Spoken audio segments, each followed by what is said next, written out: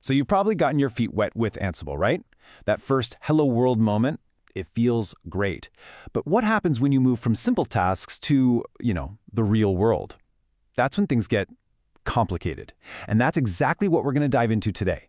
How to build sophisticated, rock-solid Ansible playbooks that can handle pretty much anything you throw at them. You totally know the feeling. Your first little playbook to install a package or something runs perfectly, but then you try to automate a real application, one with custom commands, external data sources, and where you absolutely need solid error handling. Yeah, suddenly that simple playbook just falls apart. So let's look at how to fix that. First up, let's talk about one of the most common headaches, dealing with commands that just don't want to play by Ansible's rules. Okay, so the whole point of Ansible, its big idea, is something called idempotency. It's a fancy word that just means running a task over and over should have the exact same result as running it just once. But lots of commands don't work that way. Imagine a script that creates a database. The first time, success. The second time, it might error out because the database already exists. And when Ansible sees that error, poof, your whole automation run just grinds to a halt. So, how do we fix this? Well, this is where we take back control. Instead of letting Ansible guess what a change is, we tell it exactly what to look for using changed when. We're literally telling our playbook, hey, don't just guess. The only time you should count this as a change is if you see the specific phrase, creating tables, in the output. This gives us precise, predictable control, turning a brittle task into a really robust one. Okay, so our commands are behaving. What's next? Let's make our playbooks way smarter. Static playbooks are fine for static environments, but the real world is messy and dynamic. Our automation needs to be able to read and react to data from the outside. The first tool we've got for this is a filter. And if you've ever spent time on a command line, this analogy is going to click for you, I promise. Just like you pipe the output of one command into another to change it, an Ansible filter takes a variable, transforms it, and then passes it along. It's a simple idea, but it's incredibly powerful for manipulating data on the fly. And check this out, the syntax is so clean, so simple. It's just your variable, a pipe symbol, and the name of the filter. You can even chain them together, piping a variable through multiple filters to get exactly what you need. Let's look at a super common example. This is a perfect use of the default filter. We're setting the host to whatever the database host variable is, but if that variable doesn't exist for some reason, it just gracefully falls back to localhost. And this, right here, is such a simple way to build in some resilience. No more panicking about undefined variables. So, filters are awesome for messing with data we already have inside the playbook. But what if we need to grab data from totally outside our playbook? Well, that's where lookups come into the picture. You can think of them as your playbook's bridge to the outside world, to files, environment variables, APIs, you name it. And this is where things get really powerful. For instance, you could use the file lookup to slurp in an SSH public key directly from a file. Or, and this one's my favorite, you can use the pipe lookup to run any shell command and just use its standard output as a variable. The possibilities are huge. Lookups are what turn a simple script into a truly integrated piece of automation.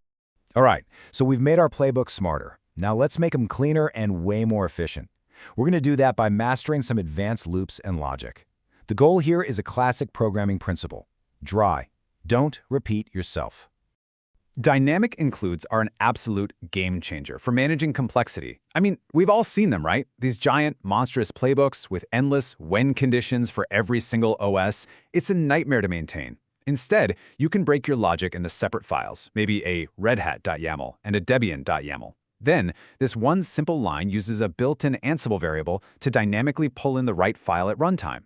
So much cleaner, so much more scalable.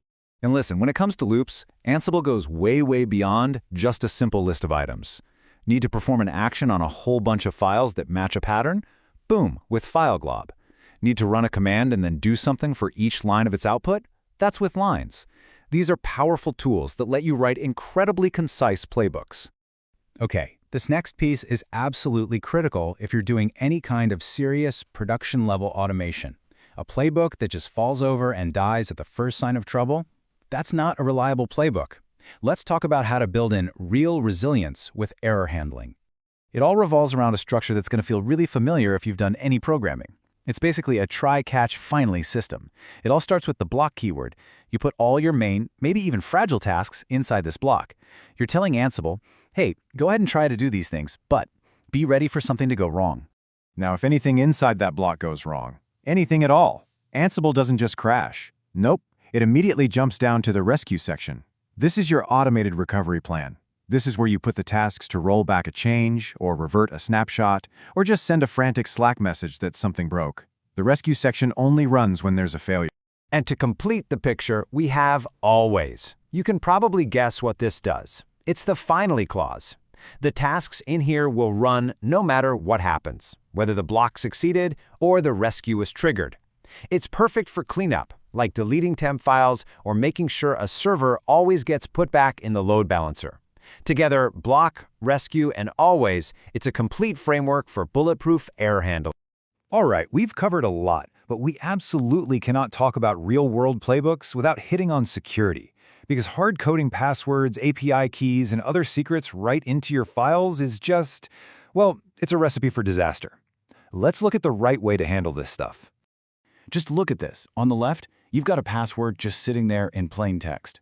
That's a huge no-no. It's a ticking time bomb in your version control. And then on the right, that's what it looks like when it's properly secured with Ansible Vault. It's just unreadable gibberish, which means it's safe to commit right alongside your code. This is how the pros do it.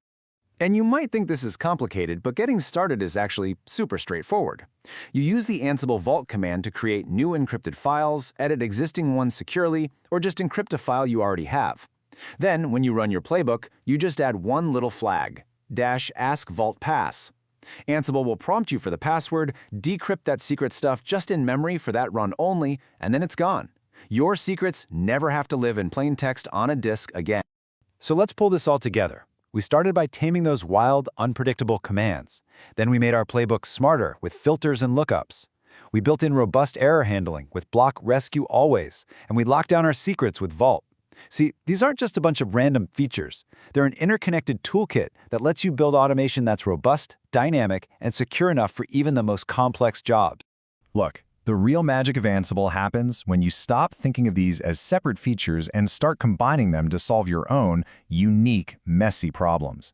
You now have the tools to build automation that isn't just functional, but truly professional grade. So, what's that first complex problem you're going to go out and solve with this?